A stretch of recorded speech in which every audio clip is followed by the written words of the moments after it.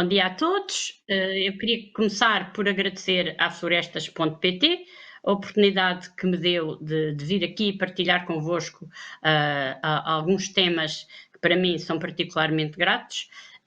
Pediram-me para falar sobre como acrescentar valor à floresta portuguesa e eu tentei estabelecer essa relação com a gestão florestal.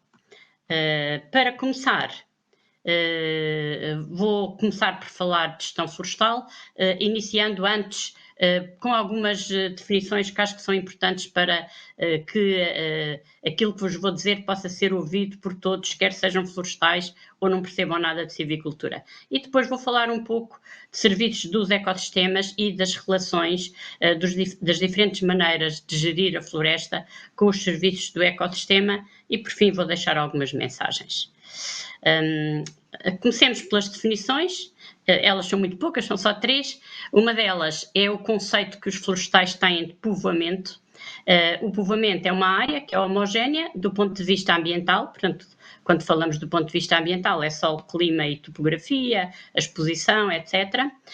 Mas, muito importante do ponto de vista da vegetação arbórea, o povoamento é constituído pela mesma espécie ou conjunto de espécies, porque a composição pode ser pura ou mista, e a estrutura, se as árvores são todas da mesma idade, se as árvores são de idades variadas, e também o que é que existe no subcoberto, se existem matos, se existe pastagem ou se existe qualquer outro tipo de cultura.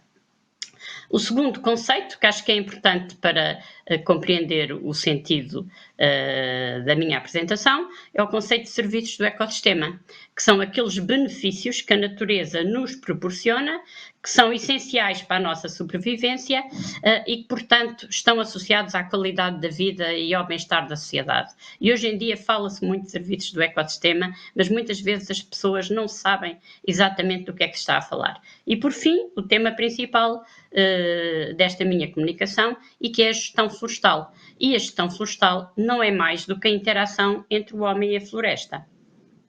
Ora, o conceito de gestão florestal também é um conceito que geralmente não é muito bem compreendido por todos, porque associam a gestão florestal apenas às intervenções que cada um de nós, florestais ou proprietários, fazem no tal povoamento, naquela área homogénea. Contudo, a gestão florestal é muito mais do que isso e exerce-se a diferentes escalas espaciais e é isso que eu vou tentar transmitir aqui neste slide. Temos o nível do povoamento, que é aquele nível à qual as diferentes operações florestais são aplicadas. Eu quero fazer uma limpeza de mato, faço em cada um dos povoamentos, decido em que povoamentos ela é feita. Quero cortar algumas árvores, que nós chamamos de desbaste, fazemos ao nível do povoamento. No entanto, em termos de gestão, a gestão deve concentrar-se num conjunto mais vasto de povoamentos, numa área à qual nós chamamos área de gestão, somos mais técnicos, outras pessoas chamam paisagem, mas no fundo o conceito é idêntico. É um conjunto de povoamentos que são geridos em conjunto. Eu escrevi aqui, tem um plano de gestão comum, portanto, são geridos em conjunto. As decisões de gestão são tomadas em conjunto para aqueles povoamentos. Para aqueles que costumavam passear na floresta, um exemplo de uma área de gestão era a Mata Nacional de Leiria. Vocês passeassem por lá, nós tínhamos pinheiros velhos, pinheiros novos, áreas ao longo das linhas de água que não eram pinheiro, portanto, aquilo era uma área de gestão. As decisões não eram tomadas para cada um dos povoamentos, eram tomadas para o conjunto, para atingir objetivos no conjunto. Depois temos uma bacia hidrográfica, que é mais ou menos o mesmo do que uma área de gestão, mas só porque, como ela tem que contemplar todas as linhas de água que estão relacionadas com uma determinada linha de água maior, geralmente são áreas muito grandes e, portanto, a gestão florestal não é feita ao nível da bacia hidrográfica, embora possa haver algumas decisões que são feitas a esse nível. E depois temos os níveis maiores. Alguns saberão o que é, portanto, os planos regionais de ordenamento florestal. O país está dividido em grandes áreas, por exemplo, o centro litoral, o centro interior, o Alentejo, o Algarve, etc. E para cada uma dessas regiões existe um plano, que é um conjunto de regras que todas as pessoas que exercem gestão florestal dentro dessa região devem obedecer. E depois o país e até ao nível do continente, porque, como sabem, hoje em dia existe a estratégia nacional, a estratégia para as florestas na Europa. Ora, naqueles níveis mais pequenos, quem atua, quem faz a gestão florestal são os florestais e os proprietários. E o que é que eles decidem? Eles decidem sobre o que é que se vai fazer em cada um dos povoamentos, quais são as espécies que vão ser lá plantadas, se para além de florestas vai haver pastagens e zonas de agricultura, qual é o sistema de gestão florestal que vai ser aplicado, e já vou falar disso daqui a pouco, quais são as operações florestais.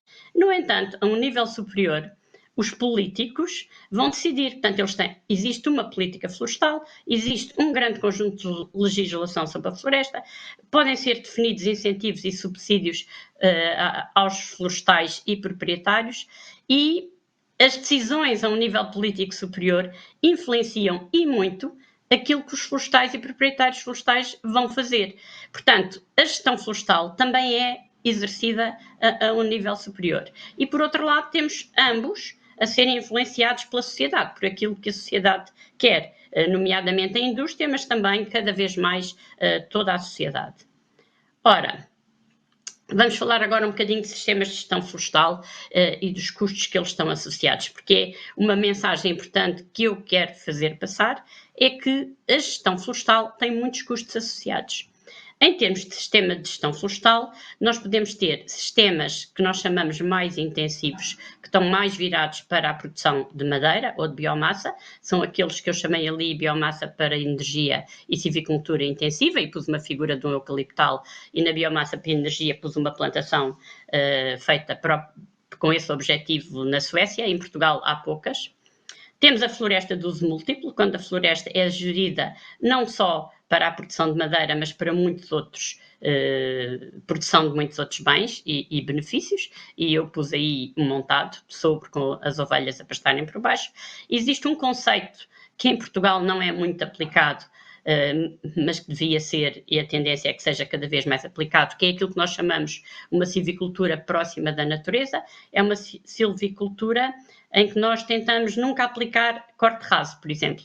É uma silvicultura em que as nossas intervenções na floresta têm como objetivo que ela pareça sempre igual. Portanto, quando nós cortamos árvores, elas vão ser substituídas por outras que vão nascer ou que nós vamos promover. Se elas não nascerem, a figura está pequenina, mas vê-se que há ali árvores pequeninas e árvores grandes todas misturadas. E por fim temos aquelas áreas que por uma ou outra razão nós queremos conservar a natureza como ela era. Ora, em termos de custos de gestão, isto não é propriamente um gráfico, tem ali duas setas, não é? Mas eu tenho os custos de gestão no eixo dos Y, mas também tenho custos de gestão no eixo de X. Porquê? Porque aquilo que eu quero mostrar é que a gestão tem bastantes custos, mas que fazer uma gestão, uma silvicultura próxima da natureza, tem até talvez mais custos do que fazer uma silvicultura intensiva. No entanto, aqui no cantinho inferior esquerdo, eu coloquei um exemplo de uma floresta não gerida. Este é o grande mal do nosso país. São as florestas não geridas. Elas não têm custos de gestão. Mas, se nós agora pensarmos nas receitas, e quando estou a falar de receitas, estou a pensar em receitas para o proprietário ou para o responsável pela gestão florestal, aqui o que acontece é que quem gera a sua floresta para produzir madeira tem receitas razoáveis. Quem gera floresta para conservar a natureza, de acordo com a maneira como tudo se passa hoje em dia em Portugal, não tem praticamente quase receitas nenhumas. E este é um dos problemas para a falta de gestão florestal que existe. Portanto, a floresta não gerida, como vimos no slide anterior, tem custos baixos, até o proprietário pode até não fazer nada, também tem poucas receitas, mas do ponto de vista do proprietário pode ser a melhor opção e muitas vezes é a melhor opção e por isso é que ela não está gerida. Só para vos mostrar a diferença entre as espécies florestais e, em certa medida, um bocadinho os sistemas de gestão florestal, eu trouxe-vos aqui uns exemplos que fui buscar aos planos regionais de ordenamento florestal, sobre a produção em termos de madeira e, no caso do sobreiro de cortiça, dos sistemas de gestão florestal. No gráfico da esquerda, o que eu mostrei é um índice que nós florestais utilizamos para nos indicar se aquele local produz muito ou produz pouco, e que é a altura que as árvores atingem quando têm uma determinada idade. No caso do eucalipto, usamos uma idade de 10 anos e vocês podem ver aqui que a maior parte dos povoamentos aos 10 anos tem 22, 23, 24, 25 metros, aos 10 anos. E, do outro lado, eu pus quantos metros cúbicos por hectare e por ano é que aquela floresta produz. E vocês veem que para aquelas florestas que existem com maior frequência em Portugal, florestas de eucalipto, isto aqui é a região centro, que é a região boa para o eucalipto, uma das regiões boas para o eucalipto, o acréscimo médio anual é da ordem dos 15, 20 metros cúbicos hectare ano. Portanto, o eucalipto produz uma grande quantidade de madeira em relativamente pouco tempo. Se nós virmos agora o Pinheiro Bravo, o que é que acontece? Em vez de usarmos 10 anos para avaliar a qualidade da estação, usamos 50. E aos 50 anos eles têm 19, 20, 21. Portanto, eles crescem muito mais devagar. E se formos aos metros cúbicos por hectare e por ano, para aquelas qualidades da estação que são mais frequentes, ele nem se chega a crescer 10 metros cúbicos hectare ano. Portanto, ele cresce muito menos. A seguir eu pus aqui um exemplo do sobreiro, este não é comparável, mas é só para terem uma ideia dos índices de qualidade da estação, porque a produção de cortiça não é comparável com a produção de madeira, mas aqui já usamos uma idade padrão de 80 anos, e aos 80 anos os sobreiros podem ter entre 13 e 17 metros, portanto é uma espécie de crescimento muito mais lento.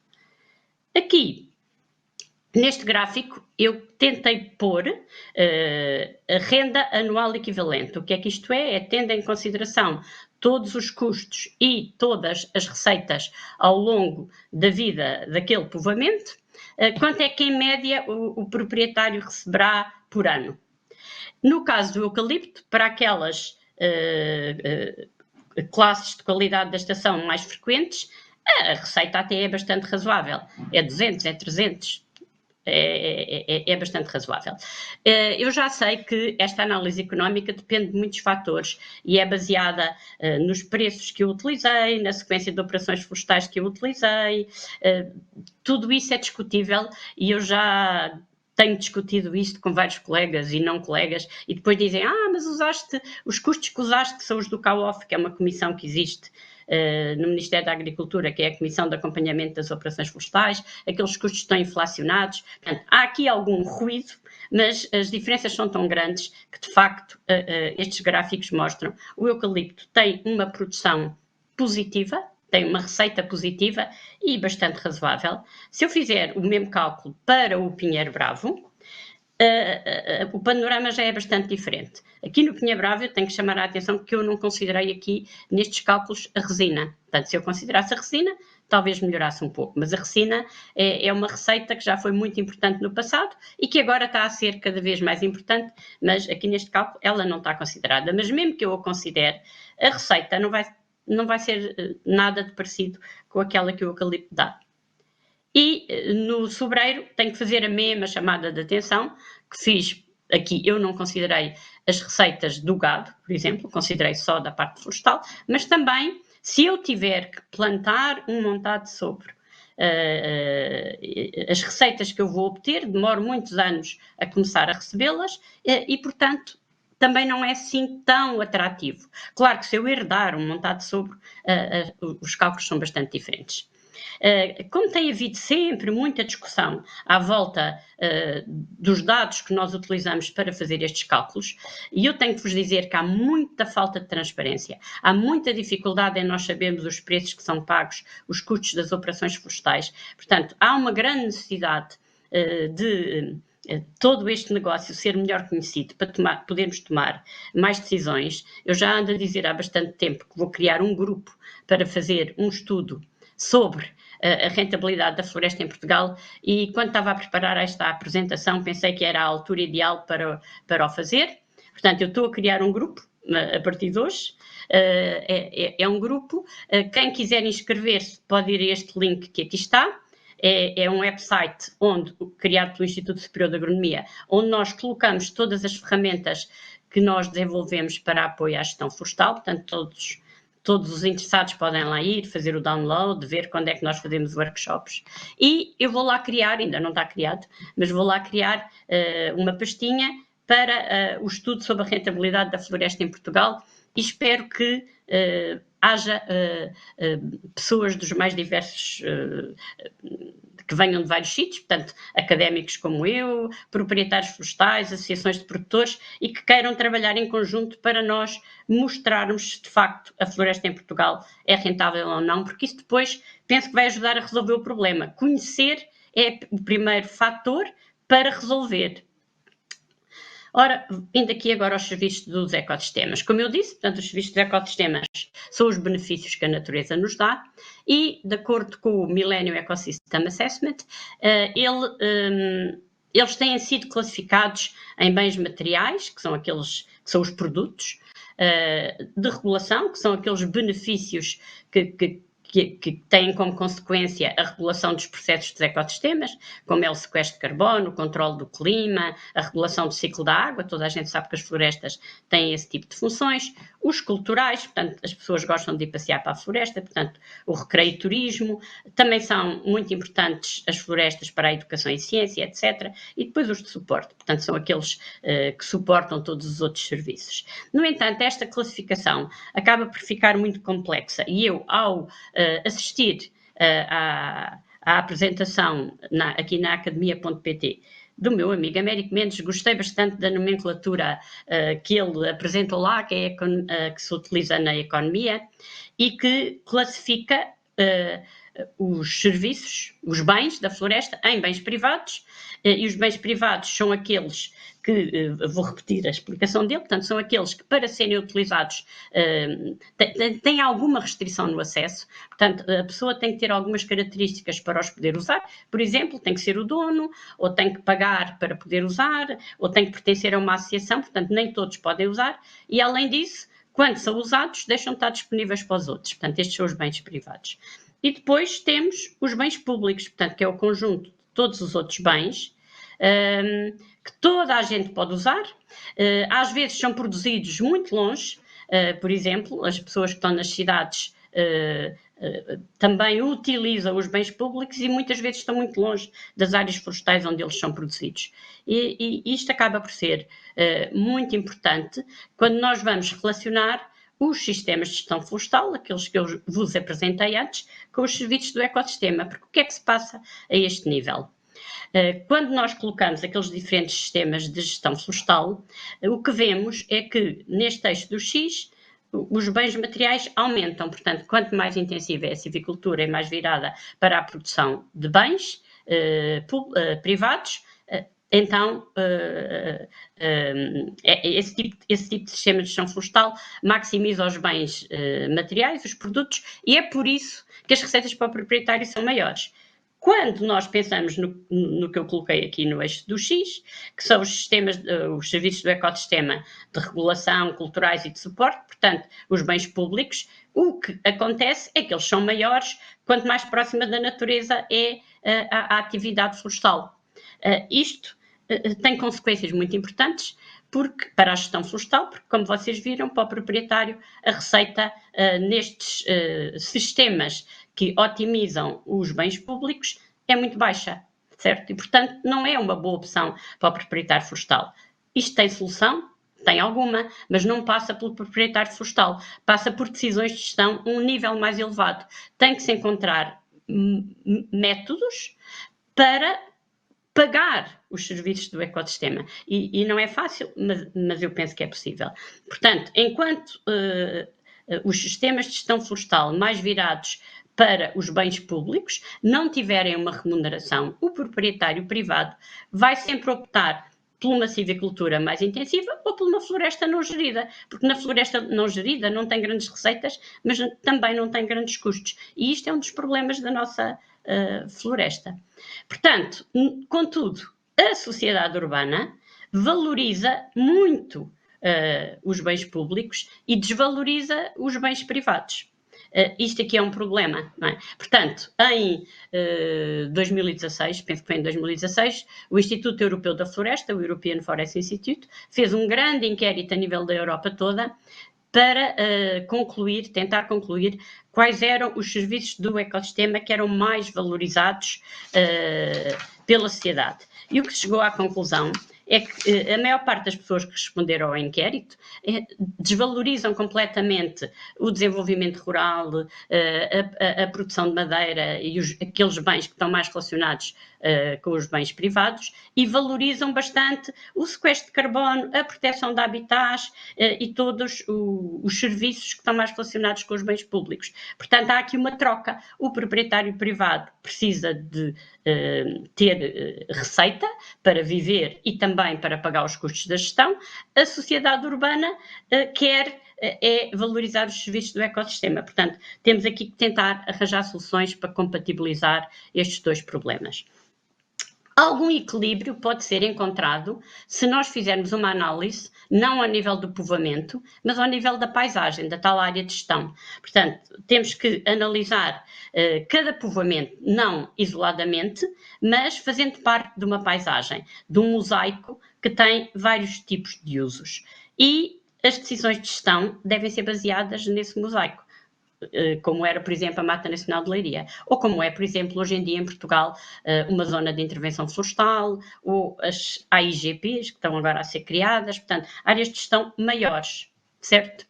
E essa paisagem deve combinar vários usos, não só floresta, e dentro da floresta ter povoamentos geridos com diferentes sistemas de gestão, mas também combiná-lo com outros usos. E quando eu digo outros usos, vão desde agroflorestas, pastagens, faixas de gestão de combustível, zonas ripárias bem recuperadas, e assim cada uma dessas paisagens maiores vai trazer a tão desejada biodiversidade e aumentar a resistência aos riscos, mas vai permitir também que aquela área de gestão tenha receitas suficientes para remunerar os proprietários daquelas áreas e para pagar a própria gestão, porque a gestão tem que ser paga.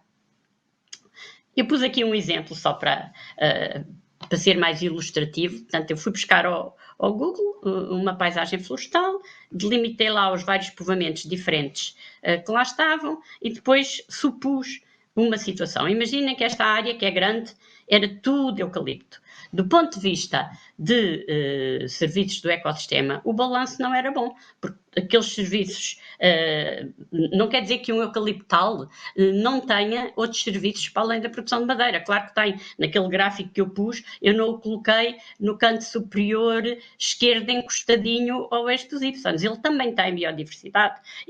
Os eucaliptos são muito importantes para o desenvolvimento rural, por exemplo. Também protegem o solo contra a erosão. Portanto, os eucaliptais também têm alguns serviços do ecossistema do tipo bens públicos. No entanto, têm-no em menor quantidade do que outros sistemas de gestão florestal que, pelo seu lado, não produzem bens privados. Portanto, esta situação não seria desejável. Mas agora vamos ver a realidade. Eu fiz fotointerpretação, portanto, interpretei quais eram as espécies que lá estavam e, de facto, há lá algum eucalipto, mas para além do eucalipto, há uma vasta área de montado de sopro. Portanto, esta paisagem é muito mais agradável do ponto de vista dos serviços do ecossistema do que a outra anterior. Portanto, este tipo de combinação e esta composição da paisagem é bastante simples. Nós ainda podemos querer alguma um bocadinho mais complexa do que esta. Este foi o exemplo que eu arranjei. Portanto, a análise ao nível da paisagem vai permitir que cada paisagem forneça um conjunto de serviços do ecossistema que, no seu conjunto, vão ser satisfatórios para a sociedade, penso eu. Como é que isto pode ser resolvido na gestão da pequena propriedade? Claro, é complexo, não é? Portanto, é um desafio. Mas eu penso que já estivemos mais longe de resolver. As associações de produtores florestais têm tido um papel muito importante na criação de zonas de gestão agrupadas. Podem ser as zonas de intervenção florestal. Hoje em dia, penso que as AIGPs também vão ser importantes. Mas há outros tipos de zonas de gestão agrupada. Algumas delas, eu não as conheço a todas, mas conheço algumas, a gestão ainda não é realmente conjunta. As decisões ainda são muito tomadas por cada um dos proprietários, embora eu conheça exemplos em que isso já não acontece. E ainda têm muitas zonas dentro da ZIF, como nós lhe chamamos, que ainda não aderiram à ZIF. Portanto, ainda há algum trabalho a fazer, mas já fizemos alguns. É um trabalho difícil e que acaba por não ser um trabalho técnico do ponto de vista florestal. Nós florestais, se nos derem uma ZIF e disserem que nós podemos fazer lá dentro tudo aquilo que nós quisermos, eu tenho a certeza que vamos construir uma paisagem resiliente, bonita, com muitos serviços do ecossistema. O problema é que temos que envolver os proprietários, temos que encontrar soluções com as quais eles fiquem satisfeitos, e não podemos querer definir regras. Cada zona de intervenção florestal ou cada zona agrupada é uma zona, é diferente, e as soluções têm que ser adaptadas aos proprietários daquela zona. Não pode haver regras. Um dos problemas da nossa floresta é existir regras em excesso e intervenção técnica a menos. Uma coisa que eu me esqueci de dizer e que acho que é importante, que queria ter dito atrás, quando falei dos diferentes sistemas de gestão florestal, é que os não florestais pensam que a intervenção dos técnicos é importante na silvicultura intensiva e não é importante nos sistemas próximos da natureza. É perfeitamente o contrário. Nos sistemas de silvicultura intensiva podem-se estabelecer regras em que nós sabemos quantas árvores plantamos por hectare, quando é que temos que fazer limpeza de mato, em que anos é que temos que fertilizar. Faz-se investigação, decide-se qual é o ótimo e fica feito. Qualquer um consegue aplicar aquele. Qualquer um, não digo, mas pronto, é fácil de aplicar aquele tipo de silvicultura. Mas se nós quisermos ter sistemas de gestão florestal próximos da natureza, cada caso é um caso e não conseguimos decidir como antecipar hoje tudo aquilo que vamos fazer naquela floresta. Tem que ser uma silvicultura com uma grande intervenção dos técnicos, em que são tomadas decisões, antecipa-se o que é que achamos que vai acontecer, mas ao fim de 5 anos vamos lá e se calhar a natureza reagiu de maneira diferente, temos que adaptar, temos que estar sempre a intervir. Portanto, há uma grande necessidade de intervenção de técnicos florestais, até nas áreas de conservação da natureza. Muitas pessoas que eu vejo a falar na televisão, por exemplo, eles acham, se não fizermos nada fica tudo bem, ficamos com a floresta que tínhamos no passado. Não ficamos. É preciso que haja muitos técnicos florestais e espero que alguns jovens me estejam a ouvir e que se informem sobre o que é a profissão de engenheiro florestal, porque de facto ser engenheiro florestal é ser gestor da natureza, não é ser gestor de eucaliptos, é ser gestor da natureza, é tentar fazer florestas complexas, dinâmicas, resilientes e que produzam muitos serviços do ecossistema. Por fim, só para sumarizar aqui as mensagens que eu vos queria passar. A primeira, espero que tenham ficado com ela, a gestão florestal tem custos e não é de graça. E uma outra mensagem que eu não escrevi aqui, mas que acho que é importante, a gestão florestal é mais importante nos sistemas complexos, próximos da natureza, do que nos sistemas intensivos, ao contrário daquilo que a maior parte das pessoas pensa. Uma outra mensagem que é muito importante é que as florestas e o solo em geral têm proprietários e os proprietários são os principais responsáveis pelas decisões locais de gestão florestal, embora sejam influenciados pelas decisões a nível mais elevado, aquelas que estão nos profs e a legislação e tudo mais, eles é que tomam as decisões e, portanto, eles são muito importantes em todo este processo. Uma outra mensagem é que a percepção da importância dos serviços do ecossistema é diferente para as populações urbanas e para os proprietários rurais. As populações urbanas valorizam muito mais os bens públicos, os proprietários rurais valorizam todos, mas têm que ter alguns bens privados, porque senão eles não conseguem fazer a gestão das suas áreas. Aquela classificação dos serviços do ecossistema de acordo com a teoria da economia a mim parece-me perfeita e uma outra mensagem é que todos os serviços do ecossistema, bens privados e bens públicos, são importantes. Não podemos valorizar só os bens públicos, porque sem os bens privados os outros não vão acontecer. Cada povoamento ou cada espécie fornece vários serviços do ecossistema, quase todos fornecem um bocadinho de cada tipo de serviço do ecossistema. No entanto, a percentagem com que esses serviços do ecossistema são fornecidos é que é diferente. Uma outra mensagem, que esta acho que não se tira bem daquilo que eu disse atrás, mas acho que é importante que pensem nisso. Todos queremos a transição para uma economia livre de combustíveis fósseis, a tão desejada bioeconomia circular. No entanto, a madeira é o substituto dos combustíveis fósseis para muitas daquelas coisas que hoje em dia deles dependem. E A transição para uma economia livre de combustíveis vai implicar um acréscimo na procura de madeira. Portanto, nós temos que ser imaginativos e temos que conseguir produzir mais madeira, mantendo a produção dos tais bens públicos.